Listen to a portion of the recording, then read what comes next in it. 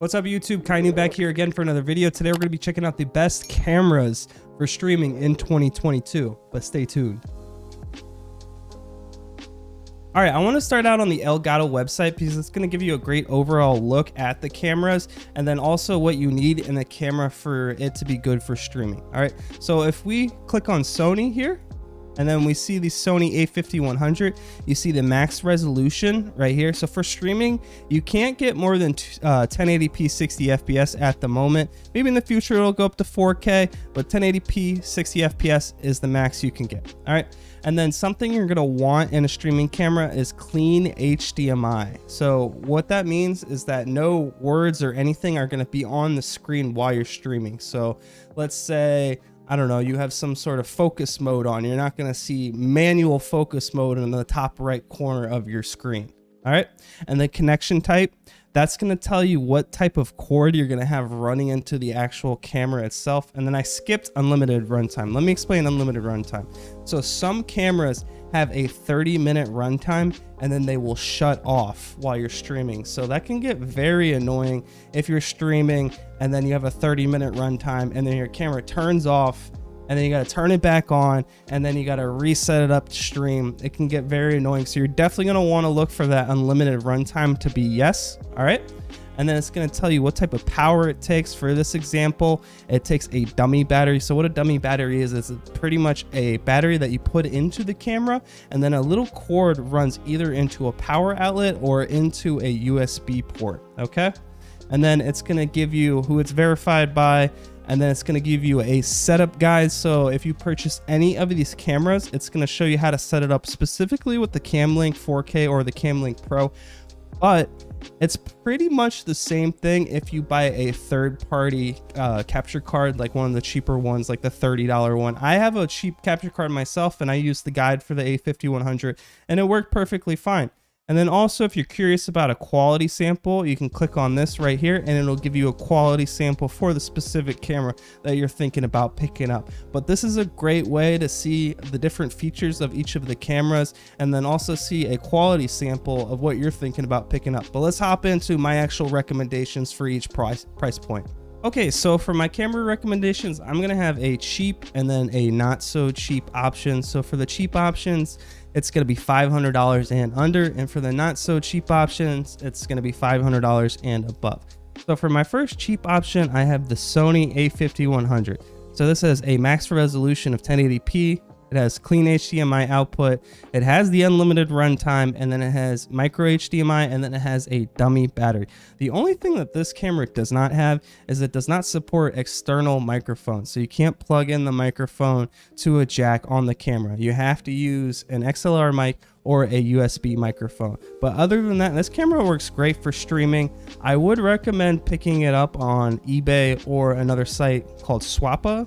So I got my camera off of Swappa. Here it is on screen right now. I paid $275 for this camera in 2022. A lot of people are complaining that this camera is not in stock, but if you know where to get the deals like OfferUp or Swappa, OfferUp's a little iffy. I would make sure the person has reviews on their actual profile before picking up a camera from them, but you can definitely find this camera for under $500 if you know the right places to look. My next recommendation is the Eos M200. So this is a little bit of a step up because you get that 4K option, and then it has the exact same specs other than that as the Sony A5100. You just get the 4K. So if you actually want to use this as a YouTube camera as well as a streaming camera, you get the 4K option. But the way I would pick this camera up is right now over on Canon, and actually on a regular basis, they sell this camera refurbished for $350. This is probably the best option I've seen to pick it up, because if you look at it on like target.com or on Walmart, they're selling this thing with the content creator kit and you can only pick it up for like $600, and it's really hard to pretty much find in general for under that price. But right now on canon.com, refurbished, and they give you a 1-year limited manufacturer warranty. So if this thing breaks, you're going to be able to use that warranty.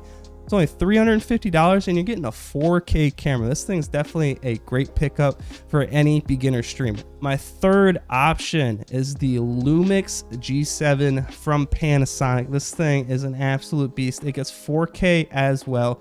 You do need the dummy battery. It's pretty much the exact same specs as the M200, but it is the Lumix G7. I don't really have a recommendation for picking this thing up, but a lot of people don't really use this, so you can pretty much find it in a lot of places like Facebook or on eBay for around $450. But I really like this camera because of the large flip out screen, and it flips out to the side. It is a bit heavy if you are thinking about using it as a vlog camera. I tried it once or twice when I owned the camera, and my forearm actually hurt. But these are 3 cameras that I would recommend if anyone's starting to get into streaming and they want to pick up a cheaper, I'd say cheaper camera under $500. But let's move on to the not so cheap options. All right, so let's go over the not so cheap options. So the first not so cheap option is the Canon Sl3. This is going to give you 4K 30. It's going to give you the clean HDMI. It's going to give you the unlimited runtime. It's going to give you HDMI Type-C, which is actually going to give you a little bit speedier of a connection. And then you can frequently find this thing on Canon's website for $599 refurbed, or you can pick it up for around $750 brand new over on Amazon or Best Buy. And then also it does have the 3.5mm external microphone jack if you're thinking about using it for other purposes. Next up on the list is the Sony A6400. So this has most of the same features as the Sl3. It has the 4K 30. It has the clean HDMI output. It has the unlimited runtime. But the main thing about this camera that people really like is that it's Sony, but also it has the 3.5mm microphone jack. So you're going to be able to plug in a shotgun microphone or a lavalier microphone to this actual camera and stream with that microphone. So people really like this. And then you also get the great Sony autofocus. So those two merging into one is it's gonna cost a pretty penny. It's going to cost you over $1,000 most of the time. So I would only recommend picking this up if you're going to be a full-time content creator. But let's move into my final option for streaming for the higher budget side of things. So the final option for not so cheap is the Sony A7 III. This thing is expensive. You're not going to find, I would say you're not going to find it for less than $2,500, but this thing is an industry standard.